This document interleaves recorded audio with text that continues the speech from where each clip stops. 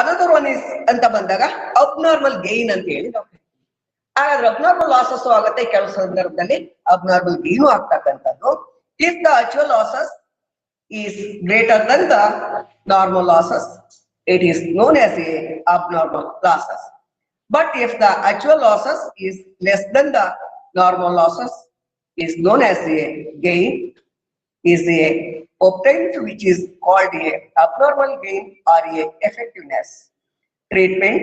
The value of a value is calculated. Yes, if it is a good units, it is a debited to the process account and credited to the abnormal gain account. Really abnormal losses ಮತ್ತು abnormal gain ಅಂತ ಬಂದಾಗ for example 1000 units ಇದೆ, input units 1000 ಇದೆ, 1000 ಇದೆ, normal losses 10% ಅಂತ ಹೇಳಿದ್ವಿ ನಾವು 100 units ಇದೆ, 100 units ಇದೆ. ಅಲ್ಲಿಗೆ normal output so input units ಇದು normal loss ಅಥವಾ normal waste ಇದು normal output ಆಗಿದೆ. actual output ಎಷ್ಟಿದೆ ಅಂದ್ರೆ ನೋಡಿ 9015 units ಇದೆ. actual output 915 units ಇದೆ. ಇಲ್ಲಿ 915 units ಇದೆ ಅಂದ್ರೆ ನೋಡಿ normal output ಗಿಂತ actual output is the more. ನೋಡಿ ಇಲ್ಲಿ normal output ಗಿಂತ actual output ಜಾಸ್ತಿ ಆಗಿದೆ. normal output is less than the actual output that will be treated as a abnormal gain. ಇಲ್ಲಿ actual ಆಗಿರೋದು 900 units, ಇಲ್ಲಿ normal losses ಆಗಿರೋದು 100 units. ಅಲ್ಲಿಗೆ ನಮ್ಗೆ 1000 units ಆಗಿರ್ತಕ್ಕಂಥದ್ದು. ಇಲ್ಲಿ ಇನ್ಪುಟ್ ಆಗಿರ್ತಕ್ಕಂಥದ್ದು ಎಷ್ಟು ನಮ್ದು 1000 ಇತ್ತು, ಇಲ್ಲಿ ಡಿಫರೆನ್ಸ್ ಎಷ್ಟಾಗಿತ್ತು 15 units ಆಗಿದೆ. ಅಲ್ಲಿಗೆ 1015 units ಆಗಿದೆ. ಅಲ್ಲಿಗೆ 15 units ಇದೆ, ಅಲ್ಲಿಗೆ 15 units to be treated as a abnormal gain ಅಂತ ಹೇಳಿ ನಾವು ಕರಿತೀವಿ. abnormal gain will be debited to the process account and credited to the abnormal gain account ಗೆ ಅದನ್ನ ಟ್ರಾನ್ಸ್ಫರ್ ಮಾಡ್ತೀವಿ. ಹಾಗಾದ್ರೆ ಒಂದು ಸಿಂಪಲ್ ನಿಮ್ಮ ಪ್ರೋಸೆಸ್ ಕಾಸ್ಟಿಂಗ್ ನ ಒಂದು ಫಾರ್ಮೆಟ್ ಅನ್ನು ಬರ್ಕೊಂಡ್ರೆ ಆಮೇಲೆ ಪ್ರಾಬ್ಲಮ್.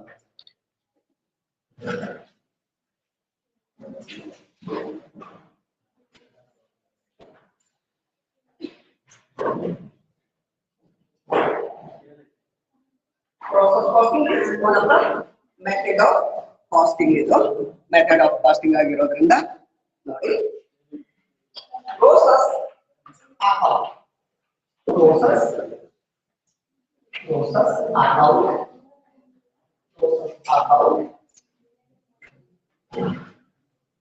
process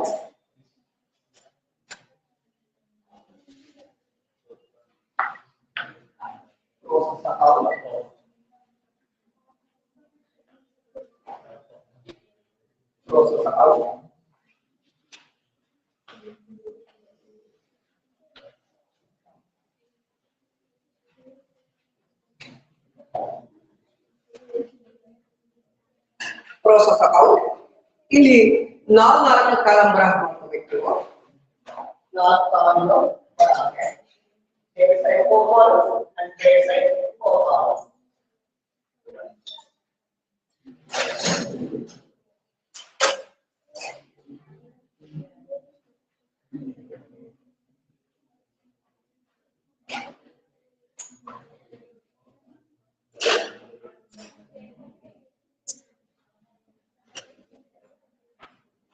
four columns ಬರುವಾಗ ಮಾಡ್ತೀವಿ. First column particulars input units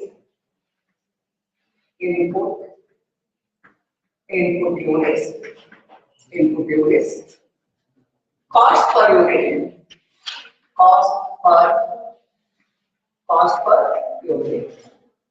rupees total cost rupees particulars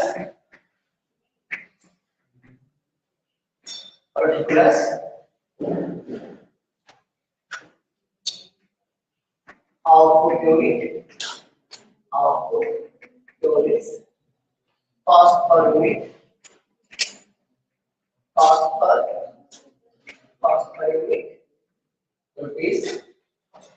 total cost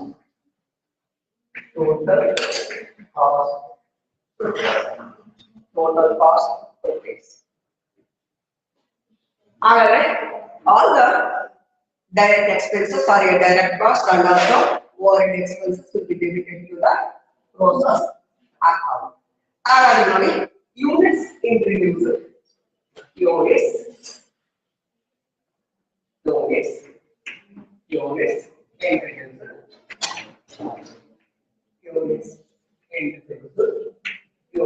introduced. In units introduced ಅಂತ ಬಂದಾಗ input units ಅಂತ ಹೇಳಿ ನಾವು ಕರೀತೀವಿ. Units introduced means input units ಅಂತ ನಾವು ಕರೀತೀವಿ. ಇಲ್ಲಿ input units ಅಂತ ಬಂದಾಗ how much units will be introduced ಆಗಿ ಇನ್ಪುಟ್ ಅಂತ ಹೇಳಿ ನಾವು ಕರಿತೀವಿ. ಹಾಗಾದ್ರೆ ಎಷ್ಟು ಯೂನಿಟ್ಸ್ ಇಂಟ್ರೊಡ್ಯೂಸ್ಡ್ ಆಗಿದೆಯೋ ಆ ಸಂದರ್ಭದಲ್ಲಿ ಅದರ ಪ್ರಕಾರ ಸೊ ನೀವೇನ್ ಮಾಡ್ತೀರಿ ಯೂನಿಟ್ಸ್ ಅನ್ನ ತೆಗೆದುಕೊಳ್ತಕ್ಕಂಥದ್ದಾಗುತ್ತೆ. ಹಾಗಾಗಿ ಯೂನಿಟ್ಸ್ ಎಷ್ಟು ಇರುತ್ತೆ ಅಷ್ಟು ಬಿಡಿ ಹಾಗೆ input units for example 1000 units rate of this 10 ಆದ್ರೆ ಅಲ್ಲಿ ಅಮೌಂಟ್ ಆಫ್ ದಿಸ್ 10,000 ಆಗುತ್ತೆ. ಹಾಗೆ ಕೇಳ್ತಾರೆ. Next, materials.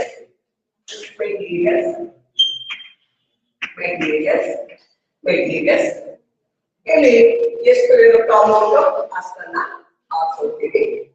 Labour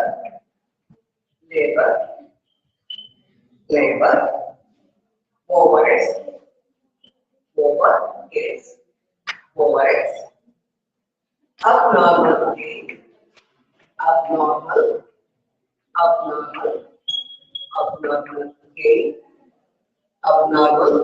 gain if any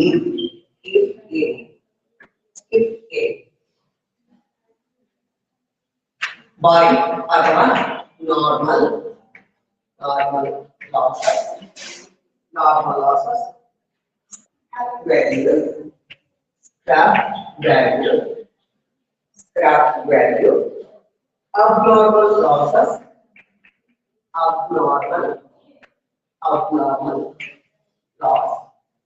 abnormal loss sale of byproduct sale of byproduct sale of byproducts sale of byproducts products sent to warehouse for sale sent to warehouse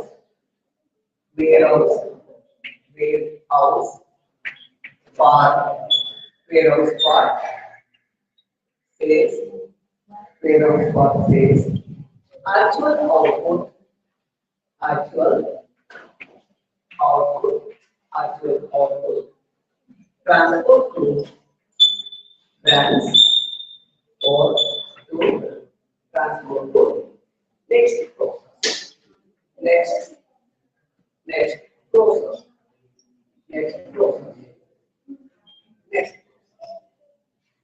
next process. ಇಲ್ಲೊಂದು ಸರಿ ಈ format ಅನ್ನ ನೋಡ್ತಾ ಬನ್ನಿ.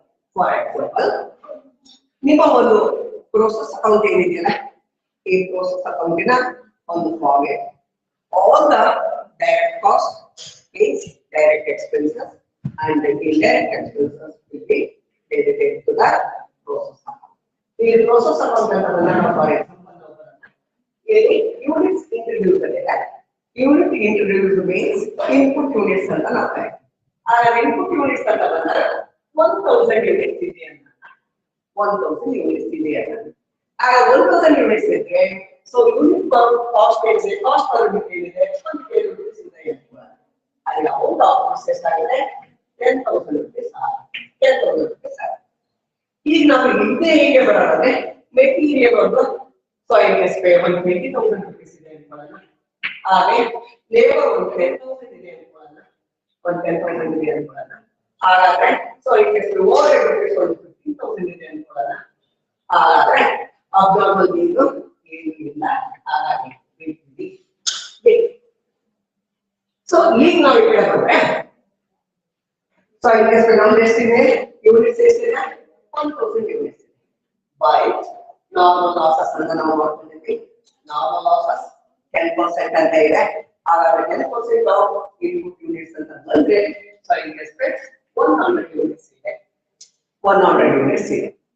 ಹಾಗಾದ್ರೆ 100 units ಇದೆ ಅಂದ್ರೆ there is no value only for units be treated as a good units ಅಂತ ನಾವು ಟ್ರೀಟ್ ಮಾಡ್ತೀವಿ. ವ್ಯಾಲ್ಯೂ ಇಲ್ಲ. ಹಾಗಾಗ್ಬಿಟ್ಟು ಸಾಯಿಲ್ ರೆಸ್ಪೆಕ್ಟ್ ಹಾಗೆ ಇರ್ತೀವಿ.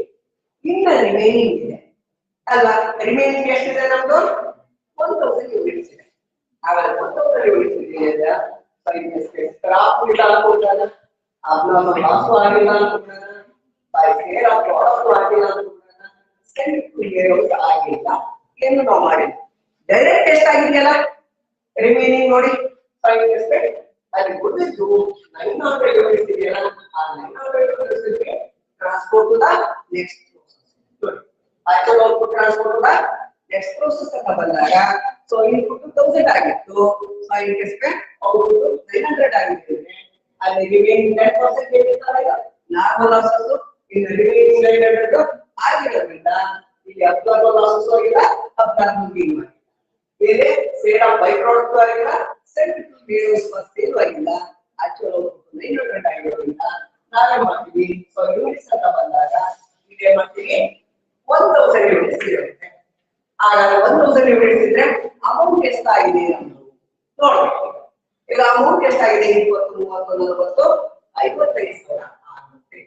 ಈಗ 55,000 ಇದೆಯಲ್ಲ, ಈ 55,000ವನ್ನ ನಾವೇನ್ ಮಾಡ್ತೀವಿ? ಈ 55,000 ಡಿವೈಡೆಡ್ ಬೈ ಏನ್ ಮಾಡ್ತೀವಿ?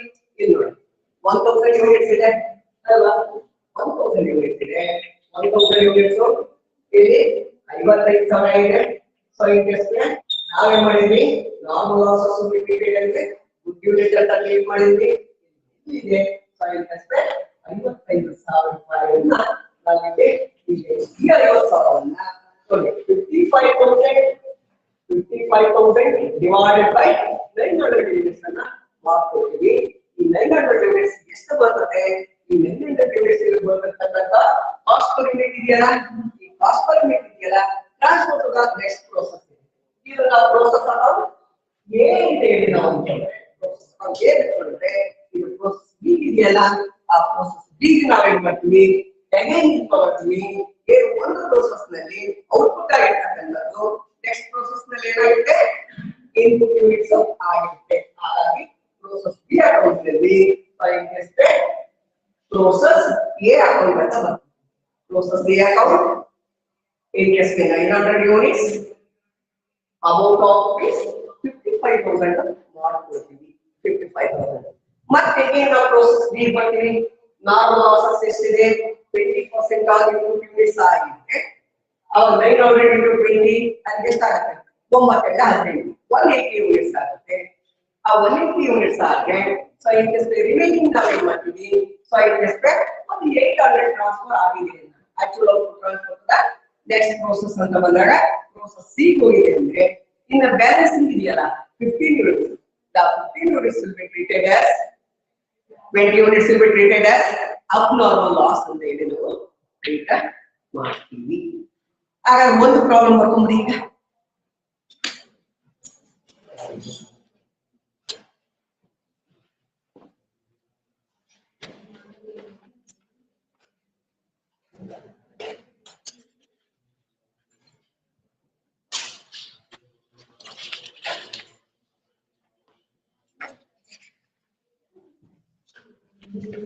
ಬರ್ಕೊಡ್ರಿ. A product passes through three distinct process. A product passes through three distinct process for completion. Three process are A, B and C respectively. During the week ended 31st March 2020, 200 units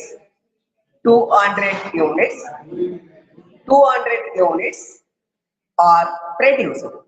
200 units are produced. The following information is obtained. ಇಲ್ಲಿ 4 column ಅನ್ನ ಮಾಡ್ಕೊಳ್ತೀವಿ. First column ನಾವು information R A particulars ಅಂತೀವಿ. Second column process A ಇದೆ. So in space column number 3 process B ಇದೆ. Column number 4 process C ಇದೆ. ಇಲ್ಲಿ ಸಮಗ್ರ ಇನ್ಫಾರ್ಮೇಶನ್ ಅಂತ ಬಂದಾಗ ಪರ್ಟಿಕ್ಯುಲರ್ಸ್ ಅಥವಾ ಇನ್ಫಾರ್ಮೇಶನ್ ಅಂತೀವಿ. ಇದರಲ್ಲಿ ಸೊ ಇನ್ ಸ್ಪೇಸ್ ಇದೆ, ಲೇಬರ್ ಇದೆ, ಡೈರೆಕ್ಟ್ ಎಕ್ಸ್ಪೆನ್ಸಸ್ ಇದೆ. ಹಾಗೆ ಪ್ರೋಸೆಸ್ ಎ ಬಿ ಮತ್ತು ಸಿ ನಲ್ಲಿ ಮೆಟೀರಿಯಲ್ ಎಷ್ಟಿದೆ, ಸೊ ಪ್ರೋಸೆಸ್ ಬಿ ಯಲ್ಲಿ ಎಷ್ಟಿದೆ, ಪ್ರೋಸೆಸ್ ಸಿ ಎಷ್ಟಿದೆ, ಇನ್ಫಾರ್ಮೇಶನ್ ಇಸ್ ಗಿವನ್. ಹಾಗಾದ್ರೆ ನೀವು ಮಾಹಿತಿ ಹೇಳಿದ್ರೆ ಆ ಮಾಹಿತಿ ಪ್ರಕಾರ ಮತ್ತೆ ಅಡಿಷನಲ್ ಇನ್ಫಾರ್ಮೇಶನ್ ಕೊಟ್ಟಿದ್ದಾರೆ ನಾವು ನೋಡೋದಾದ್ರೆ ನೋಡಿ ಇಲ್ಲಿ ಮೆಟೀರಿಯಲ್ ಪ್ರೋಸೆಸ್ ಎ 10,000 ಇದೆ, ಪ್ರೋಸೆಸ್ ಬಿ 4,000 ಇದೆ, ಪ್ರೋಸೆಸ್ ಸಿ 4,000 ಇದೆ.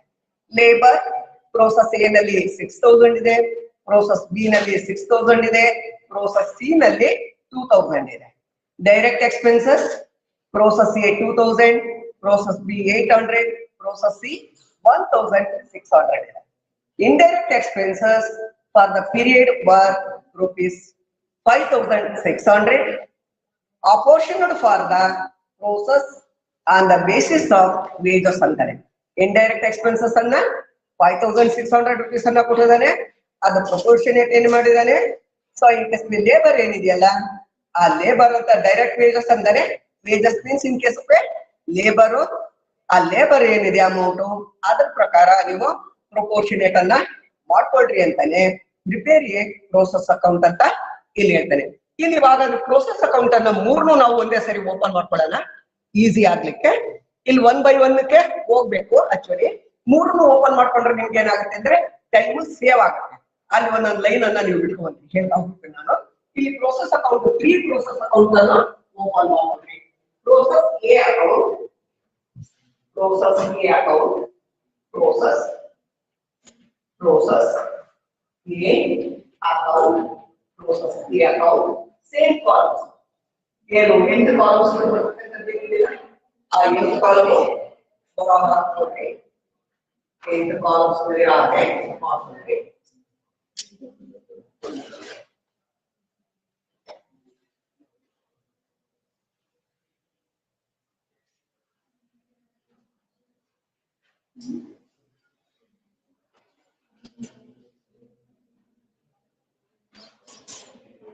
Process A account. Process A account ನಲ್ಲಿ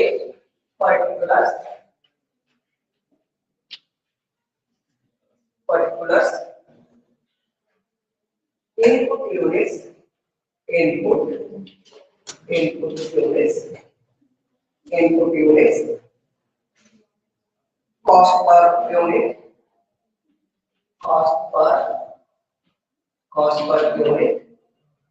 total cost,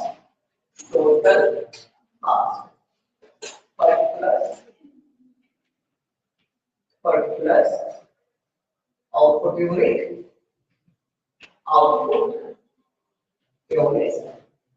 cost per unit, total cost,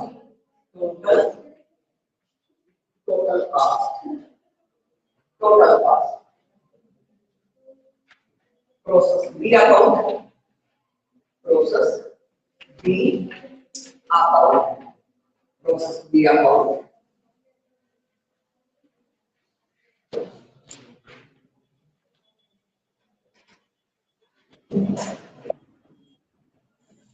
process B account with same terms property.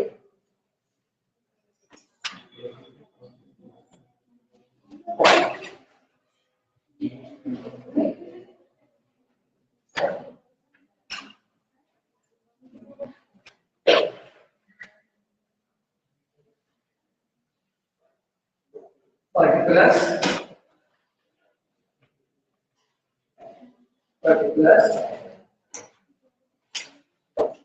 input units, cost per unit, total cost, particulars,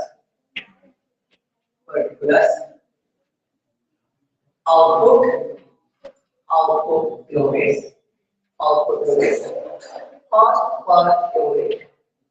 per unit, total cost, process C account, process C account, process C account, process C account, process C account, process C account,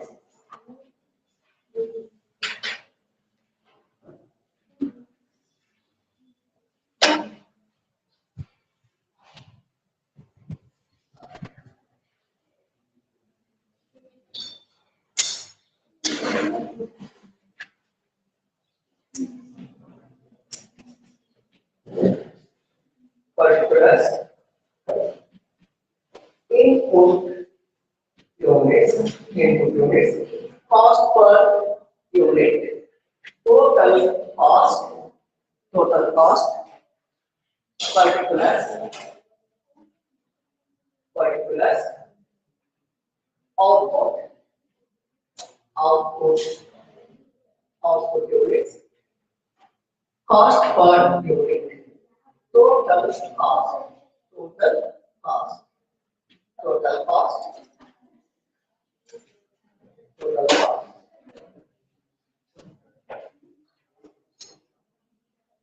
Last one is finished stock account. Finished stock account. Finished stock. Finished stock account. Finished stock account.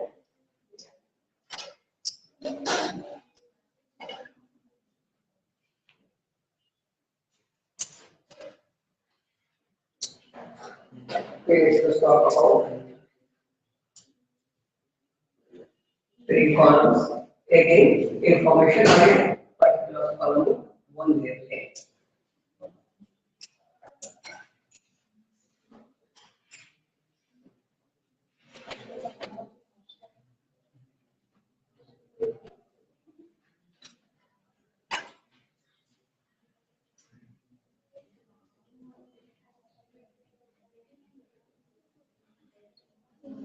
Particulars,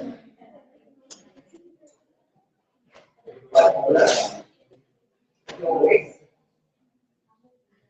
rate, total, particulars,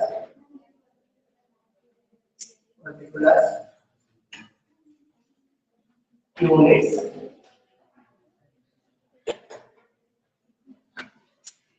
rate, total.